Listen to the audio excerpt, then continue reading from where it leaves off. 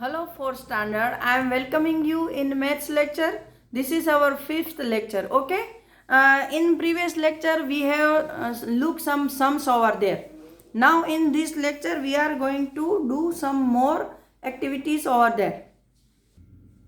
In previous lecture we have made this sum, right? Munia wants to make a wall 1 meter long. How many bricks will she need to put in a line? This sum I have explain in a rough book, right. मैंने आपको ये rough book में explain किया था। तो आज हम यहाँ से स्टार्ट कर रहे हैं। Bricks and bricks, hot and fresh, मतलब ईंटें ही ईंटें, लेकिन कैसी? तो के हॉट मतलब गरम और फ्रेश मतलब एकदम ताज़ा। Ganesh and Sahiba live near a kiln where bricks are made. Ganesh and Sahiba नाम के दो भाई बहन हैं। वो क्लीन मतलब कि एक ब्रिक बनाने की जो भट्टी होती है जहाँ पे ब्रिक्स बनती है उस जगह के करीब रहते हैं। Can you guess how high is the chimney here? Is it मतलब यहाँ पर देखो एक बड़ी वाली चिमनी बताई गई है, ठीक है, और आजू बाजू यहाँ पर ईंटें हैं जो पक रही है। तो आपको ये बताना है कि ये चिमनी कितनी ऊंची है। अभी देखो हमको तो एक पेड़ जितनी ऊंची लग रही है, मतलब छोटी मोटी तो उसकी हाइट है नहीं।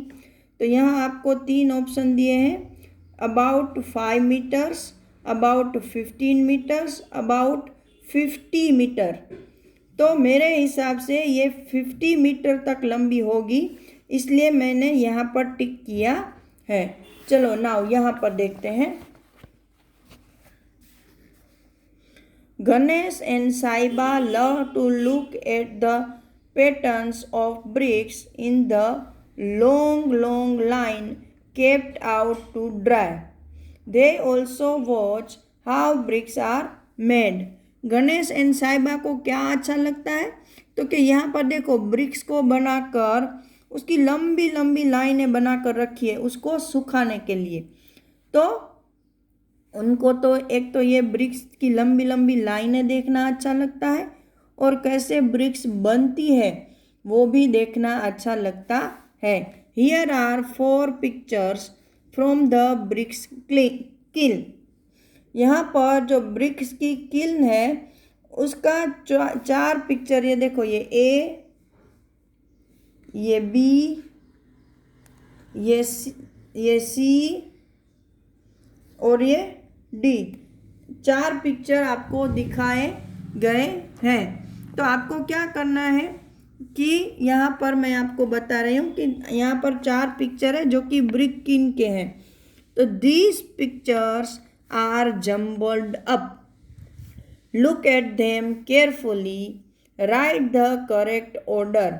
मतलब ये पिक्चर आगे पीछे हो गए हैं, मिक्सअप हो गए हैं, तो उसमें आपको उसका सही सीक्वेंस लिखना है। ये जो पिक्चर है ये ब्रिक बनाने की पूरी प्रोसेस के पिक्चर है। तो ये पिक्चर में आपको ये आइडेंटिफाई करना है कि सबसे पहले ब्रिक कैसे बनेगी। तो पहले तो ऐसी लाइनें नहीं बन जाएंगी।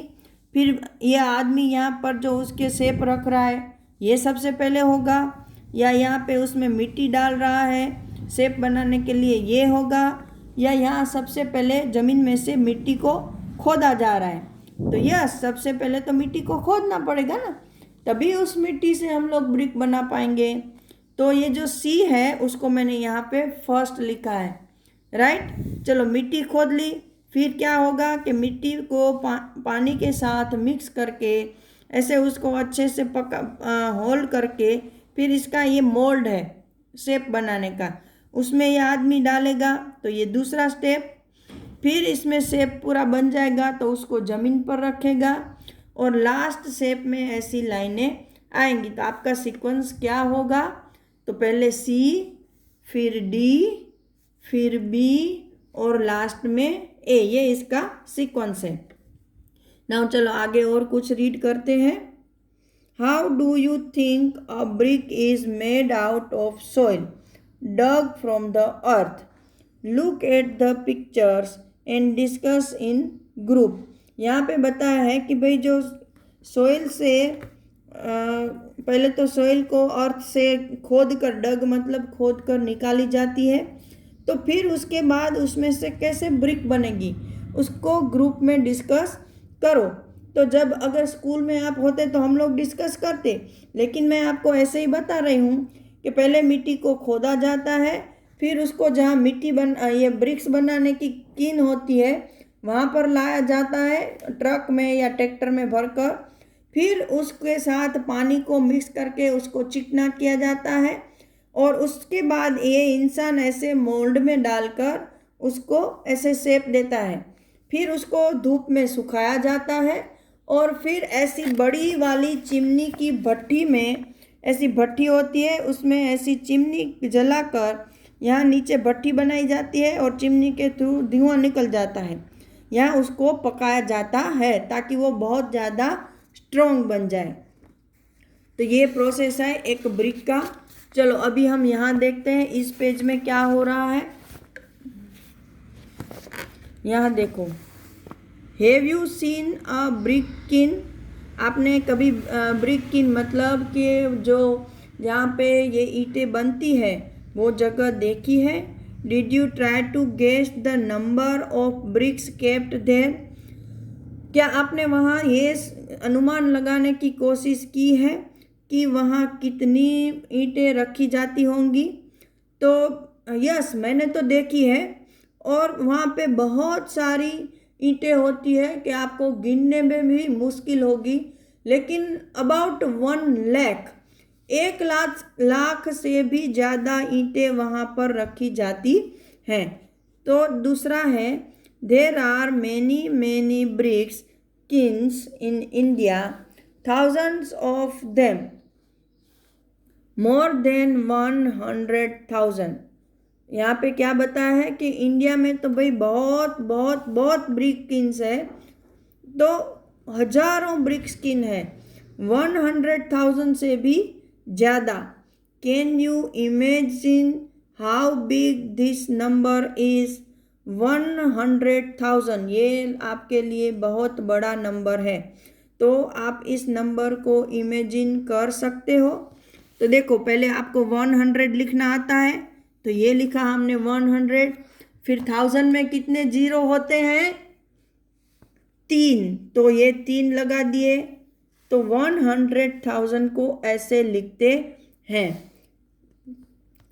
Can you imagine how big this number is? आप क्या इमेजिन कर सकते हो कि ये कितना बड़ा नंबर है? This number is also called 1 lakh. इस नंबर को 1 लाख भी कहा जाता है।